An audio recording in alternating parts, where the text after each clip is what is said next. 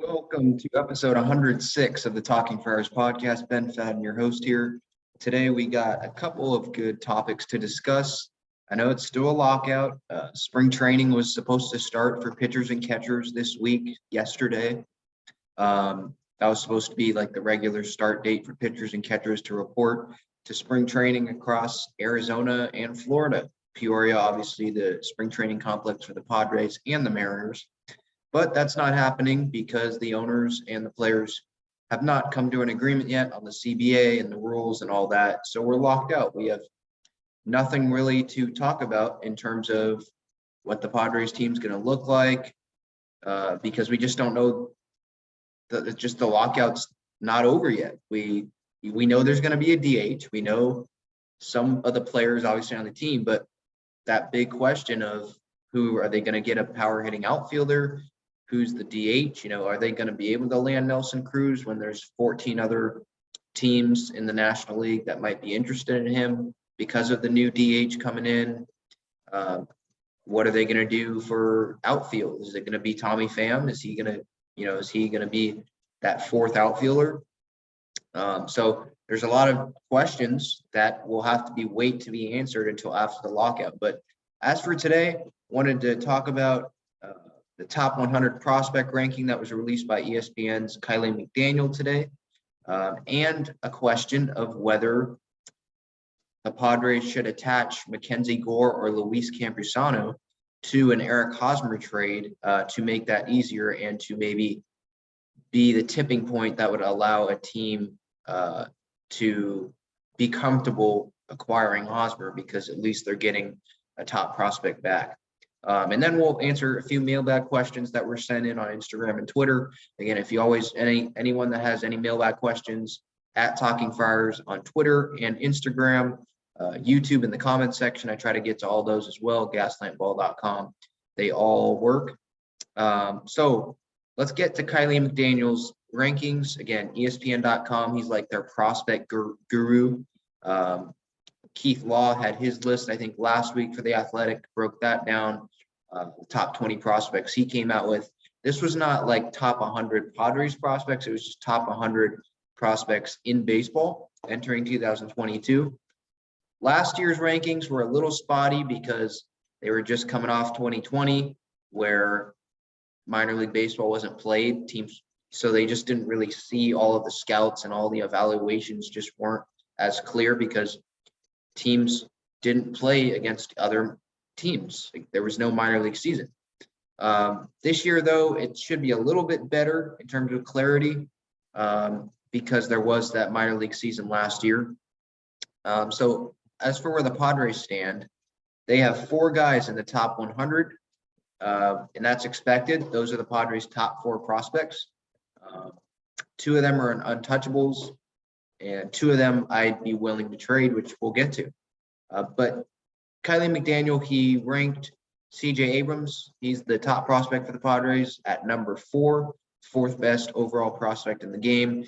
His defensive rating, if you will, on Abrams wasn't as strong or as favorable as other evaluators, saying that maybe Abrams might not profile as strong of a shortstop as maybe a second baseman or a center fielder.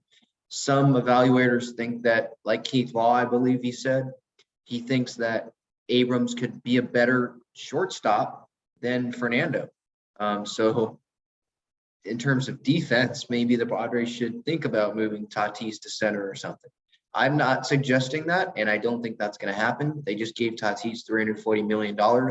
Pretty sure he's going to determine where he wants to play. But it was an interesting thing that I did see. But as for McDaniel's list, so Abrams 4, Robert Hassel III was number 31. Luis Campusano, the catcher, had a little bit of big league time last year. He's number 67 in the top 100 list, and Mackenzie Gore at number 80. Those are the 4 prospects of the Padres that are in the top 80, in the top 100 for Kiley McDaniel's list.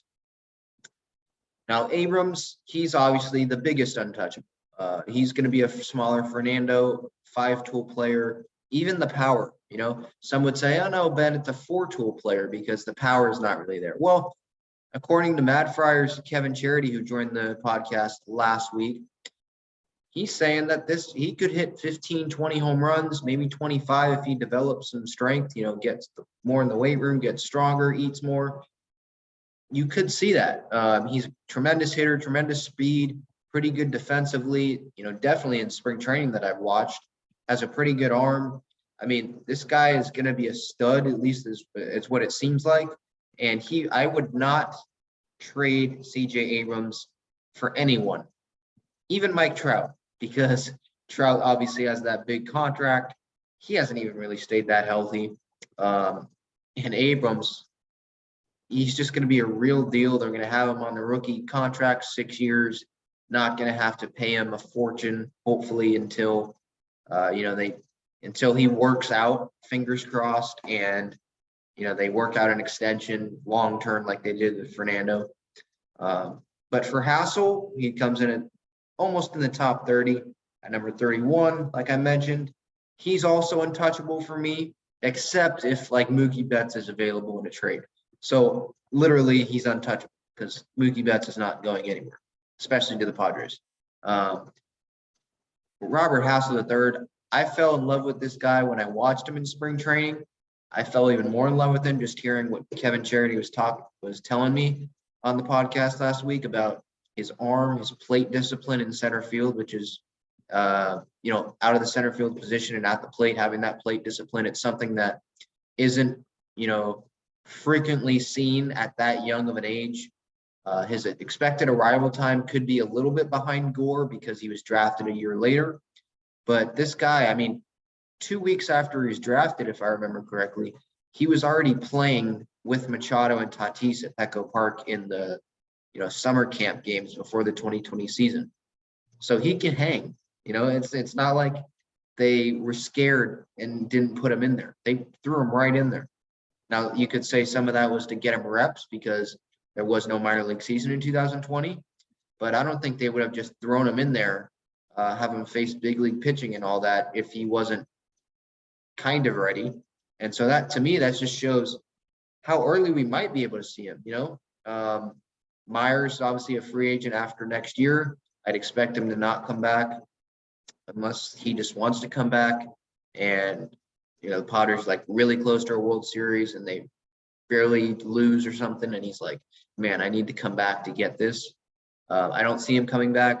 Grisham might move over to right field or left field. If Abrams is at center, who knows what happens in the left field position. They might have a 1 or 2 year deal with someone based on post-lockout moves, or it might be a 5-year deal with someone like Suzuki or Bryant or Castellanos. We'll get to say Suzuki in one of the mailbag questions, by the way, as well. But as for Hassel, Abrams, they're untouchable, not dealing those guys. Campusano, Gore, which is kind of what moves me into the topic. If we should the Padres should think about attaching Gore or Campusano in a Hosmer deal. They are definitely touchable for me. Campusano, he is a DH candidate, but they have Jorge Alfaro, who they brought in. He's blocked the catching position. He's not the greatest defender. He has a strong arm, but it's not, pinpoint accuracy. I think that there's a lot of room to grow. I don't want to give up on Campusano, but it just seems like he's blocked. Caratini's going to be here because he's Darvish and Musgrove's catcher. Nola seems like he's going to be here. I know the injuries, it's a question mark. But even then, they have Jorge Alfaro here. So it just seems like there's a lot of things that need to happen for Campusano to even get at bats at the catcher position at the big league level for the Padres in 2022. So I think that of Gore and Campusano, I'd be more willing to move Campusano than Gore. Because with Gore, I don't want to move him, especially this offseason. I know that the reports, they've been down on Gore. He sent to Peoria from AAA. I've never seen that before. He had all the mechanic issues and all that. But I'm not going to give up on him when someone like Ruben Niebla is coming in, hasn't even had a chance to work with him in season or at spring training yet on a mound against live hitters, to my knowledge. Um, I'm not going to trade him before Ruben, gets his hands on him and really gets to work with him. Ruben was with the Indians organization, who has a very strong track record while he was there developing pitchers. Shane Bieber, Trevor Bauer, Corey Kluber, Carlos Carrasco, Cal Quantrill, last year pitched pretty well. Logan Allen was okay, but they have a history of pumping out pitchers.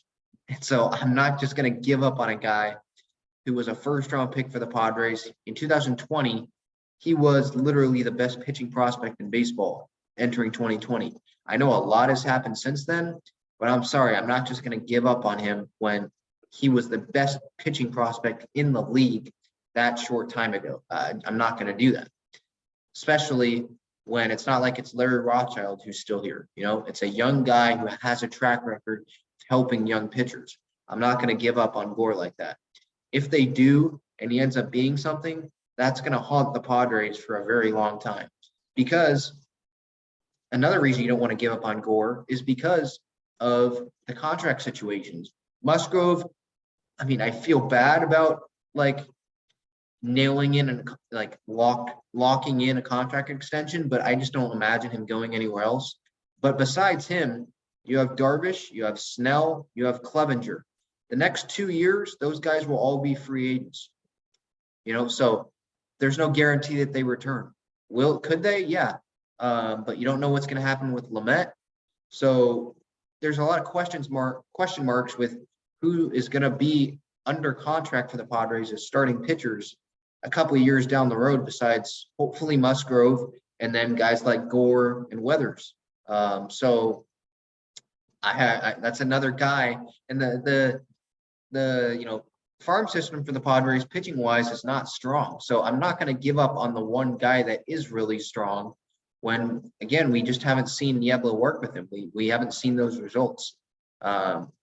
And I didn't watch Arizona Fall League games. I know anyone watching this probably didn't as well. I'm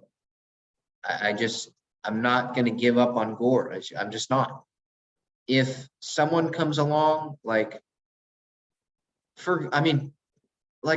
have trouble even thinking of someone I'd give up Gore for who would be available as a starting pitcher. Like Luis Castillo, I still wouldn't. I'm just confident in I'm not even talking about Gore rebounding this year.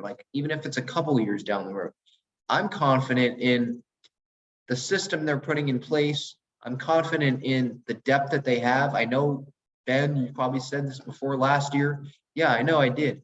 But I don't see that depth, all of those arms that they have, all getting hurt for a second consecutive year. Clevenger, Snell, Darvish, Paddock. I know Paddock's coming off UCL, but Lamet, maybe he might get hurt. I just can't bank. I just don't think that Darvish, Snell, Clevenger, they're all going to get hurt again. Clevenger in the bullpens looks really good. I know. Yeah, Ben, it's a bullpen. I know, but he looks good. I just don't think that you're going to see injuries happen to the whole dang rotation for a second consecutive year. So I would be more willing to part with Campusano in a deal that attaches Hosmer. So I'd be more willing to trade Campusano with Hosmer than I would with Gore. That's my answer to the question that I proposed at the beginning. Hosmer, do I think that deal even gets done? No. I think that a team would probably want more than that. I don't see a team saying, "Oh, we'll take on Hosmer and his $59 million remaining on his contract or whatever it is." I'd take that on, just so that we get Campusano, who hasn't proved that he can hit it at the major league level and he's spotty on defense. I don't see that happening. I think it would cost even more than that. So I don't think that would even do it. But if we're posing the question, Gore or Campusano, who would you, part with in a Hosmer deal? It would be Campusano. I'm just not going to give up on Gore. I'm just not. So those were the two kind of big topics I want to discuss. Now we'll get to the mailbag segment. We got a few questions here. I did mention that we'll get to Seiya Suzuki, so we can get to that now. Um, one of the mailbag questions, and I'll save this for a separate episode, asked about if Seiya Suzuki will be a worthy investment at 5 year on a 5 year deal. So I'll save that answer for an additional episode, a separate episode, because I think I could spend a long time talking about that, especially in this lockout. But in terms of Suzuki, in my preference, I've said it before. I'd rather have Brian. I'd rather have Castellanos than Suzuki. John Schaefer on John and Jim Extra 1360, friend of the show. He likes Suzuki because of how he's hit in Japan. He likes I think, at least I don't want to put words in his mouth, but he said that he's liked Suzuki in terms of his his chances of being better than Kim offensively, more at the big league level, because of the power numbers, because he was a better hitter in Japan than Kim was. It seems like to me that Suzuki isn't a terrible defender. And especially, I'd agree, the price, obviously, it seems like $15-20 million a year might seem like the structure that the Padres might have to give Suzuki in a deal. And that's going to be a lot less, it seems like, on an average annual value basis than they would to a Chris Bryant or a Nick Castellanos. But with that said, I mean, they've already spent a bunch of money on Hosmer. What's another $15 million a year on someone that has proven that they can hit at the big league level, like a Chris Bryant or a Nick Castellanos, while Suzuki hasn't? So I've said this before, I wouldn't be like frustrated and ticked off if Suzuki's a Padre. There's been reports out of Japan that he's like that the Padres are going to be targeting him. Kevin Acee said that as well. So I wouldn't be mad if that happens, but I'd just rather go, especially when the Padres are supposed to be contending in 2022, especially on paper, with the Dodgers, and they're supposed to be better than the Giants. I'd say I would rather spend more money to sign the guy that has proven that he can hit at the big league level and be an everyday player. So that's my take on Suzuki. Again, we'll have another episode about what that contract could look like. Is it worth it giving him 5 years? So if you have an opinion on that, drop it in the comments. I'll read those on that episode and maybe argue with those comments, push back on those comments or agree with them. So hit us up there. But to the mailbag questions we go. Let's see, we have 3, well, more than 3, but there's 3 questions. There's one question that has multiple in that one question. First off, from Instagram, Christina Thad and my mom, thanks for checking in. Will the season start on time? So she gave 3 questions. We'll start with the first one. Will the season start on time? Doesn't look like it. For me, I've said this, February 23rd, something like that. That's when the season's going to need to, or that's when an agreement's going to need to happen, because the commissioner said that they need 4 weeks, but from the CBA being agreed upon, or excuse me, they need 4 weeks for spring training, and they need 1 week between the start of spring training and when the CBA is agreed upon. So that's a 5-week total gap that they need. So that would set up, time-wise, calendar-wise, that they need to get a deal done by probably February 23rd-ish, somewhere around that time, for the season to start on time. And it's February 16th as the recording of this, going out on Wednesday. I don't see that happening. February 16th, when this comes out, they don't even know when the next date is going to be for the next CBA negotiation meeting. The players are still debating on how they're going to want to go about that process of what they want to include in their counter proposal to the league. And hopefully in the next meeting, they can meet for more than an hour. But with the time frame, I think that they should need to get a deal done in the next week. And when we're a week away from that date and they haven't even met for their last meeting was less than 60 minutes. And that involved a 130-page document where the league didn't even include all of the things that they know that the Major League Baseball Players Association wants. It just doesn't seem like the season's going to start on time.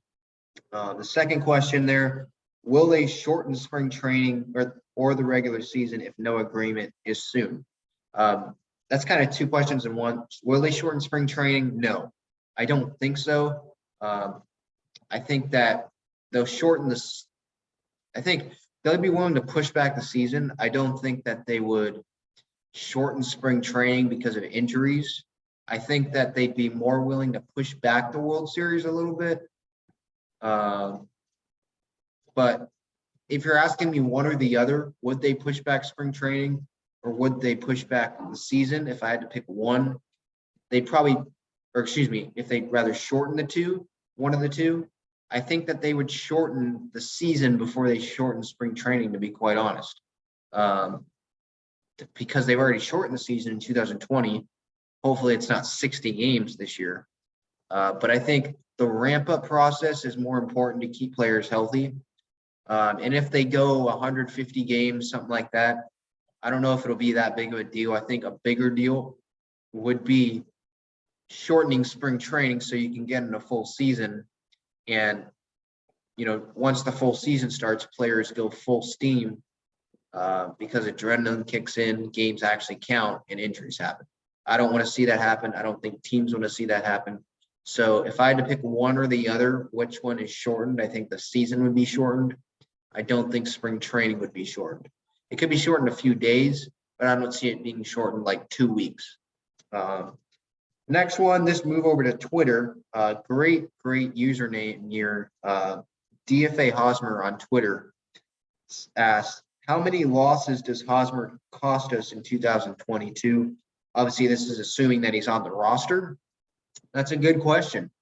Fangraphs, I looked up their projection for Hosmer in 2022, their steamer projection. Their projection has him at a 0.9 WAR, wins above replacement, less than 1. So essentially like a replacement level player, which is absolutely terrible considering how much money he's being paid. He's going to be paid $20 million this year. How many wins will it cost? So according to that stat, WAR, he doesn't cost. He'll help them win 0.9 games. I know you can't win that, but it's just a stat.